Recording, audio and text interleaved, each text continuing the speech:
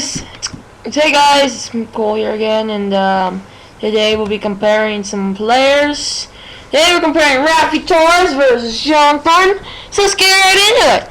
Rafi Torres, you can call him two things. You can call him an enforcer, goon. You either like him or you don't like him. But the most hockey fans don't like him because of that hit when he was playing for Phoenix. Up against 81. Let me do my research here. I haven't watched hockey, just to remind you guys, in a while. I think that guy retired. Chicago, but he plays for the Chicago Blackhawks. Sorry, I have to search this up, guys. I feel so embarrassed. Van Reimer, more to Chicago. Marian Hossa. Now rings a bell. That hit on Marian Hossa. That made everyone hate him. Now, he's a good player. I like him. No, he can score. He's like the only goon who can really score. He can snipe. But some people consider him a grinder, like in NHL 15. Under his name, they consider him a grinder. Some people consider him an enforcer. But he can grind out for those dirty goals, too, and he can do that dirty work for you. You know, if I needed to take out, like if I were a coach and I needed to take out, like let's say Patrick Kane or something, I'd get Torres in there to take him out. Torres, I know I could get the risk of getting him suspended, but he wouldn't mind it. See, he did that. I think that's what happened. That's the story about Havler, I think, and he just took all the blame.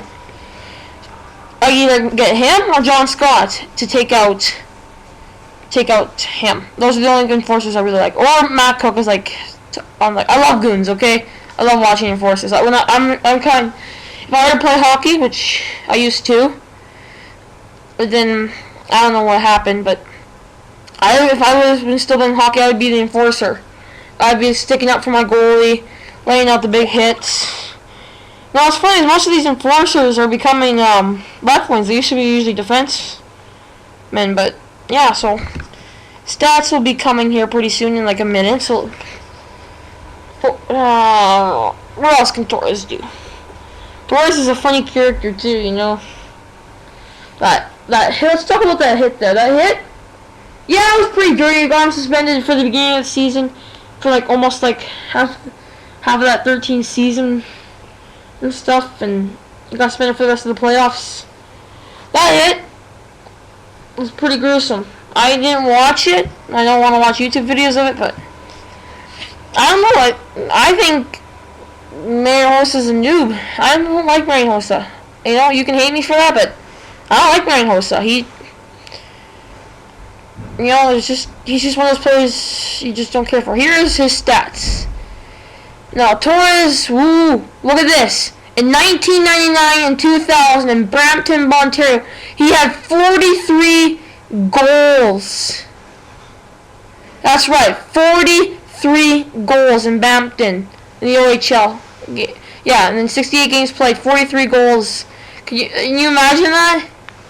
And then went to the Bridgeport Soundtide and he had 20 goals. And then what happened there, man? You got 43 goals in Brampton in the OHL. But then when you come to the AHL, you only get 20. Any other good years? 05-06 for the Oilers, he got 27. And that was his like best year in the NHL was 05-06. Yeah, and then he started to become an enforcer. He played for Buffalo in 09 or 10? I don't remember that. I remember playing for the Canucks in Phoenix and San Jose, but that's... Oh, you can see my dog in the picture. Plus minuses, yeah, he's got terrible 1 year. He played for Columbus, he got -8. Yeah, 1 year for the Edmonton Oilers, he got 12 Edmonton Roadrunners. You mean there used to be Edmonton Roadrunners? I'm a huge Oilers fan. I didn't know that.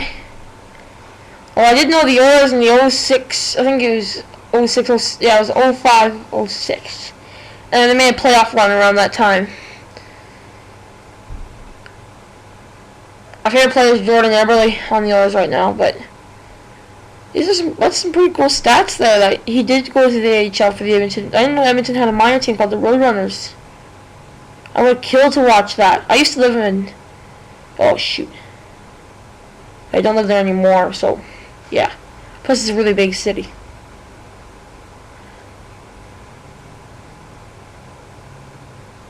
Yeah, Sean Thornton. Let's get to him now.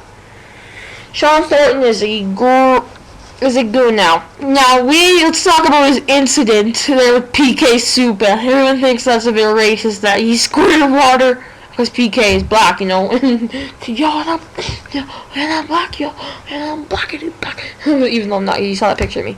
Anyway, yeah, he squirted the water. And I think he got fined for that. Yeah, I'm pretty positive he got fined for that. Anyway, yeah, John Thornton, I think, is more of the enforcer. He's more of the fighter. He does the fighting, and he's never really hurt someone really bad yet.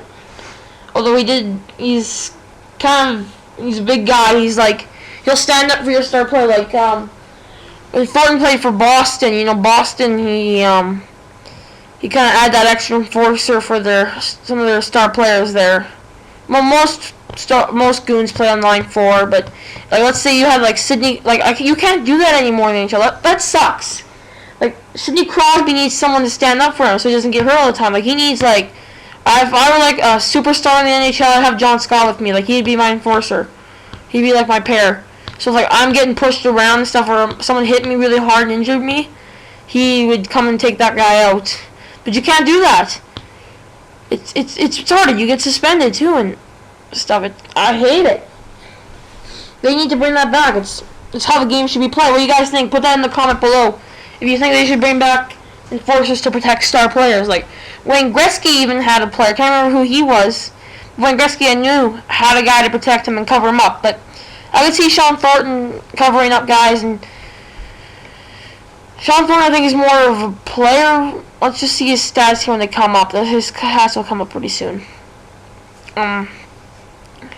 Let's talk about this picture here. Yeah, this is a pretty new picture. Sean Thornton is now playing in Florida, but he's been in lots of places. And you can tell, but Thornton's more of a fighter, you know. He fights a lot more than he does big checks. And he handles the puck a little more. And I think he spends more time in the penalty box than Matthew Torres. Because Torres looks like he's just starting to become a goon. But Torres is more of a grinder. But I consider Sean Thornton more of an enforcer. He's great. He can do that. He's a versatile enforcer, but he mainly fights. So, like let's say your goalie there is getting strapped on traffic and they're pushing him around. And, oh, are you serious? It's these guys again? Anyway, yeah. It's pretty awesome. Alright, here's his stats. Any breakout years? Not really. Maybe in his OHL, got 19 goals. I think he was drafted by the Maple Leafs. He looks like he mainly played in the minors until he got to Boston. Yeah, he pretty much. And he went to Chicago. So, best year in the NHL. See, he's more of an enforcer, you know. Look at those penalty minutes. 354 in 1990, 1998, 1999. 354 penalty minutes. Like, that's brutal. He's already got 9 penalty minutes this season. I think this is pretty new this season, yeah. And last season he had 74, so he toned it down a bit. Highest season, where in the NHL was 10 goals. Let's see, he doesn't handle the puck as much as, but look at his plus minus. Look at this. In 0405, negative 15. He has a terrible plus minus, so he's bad luck, I think, and he should step that up, you know? Get on the positive ends. But the 1 year in the Chicago Blackhawks, he only had 16 penalty minutes, but he only played 10 games.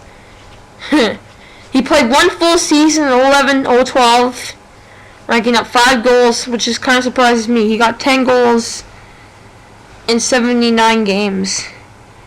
But yeah, he played extra games in this one season. Played 1 full season. And yeah.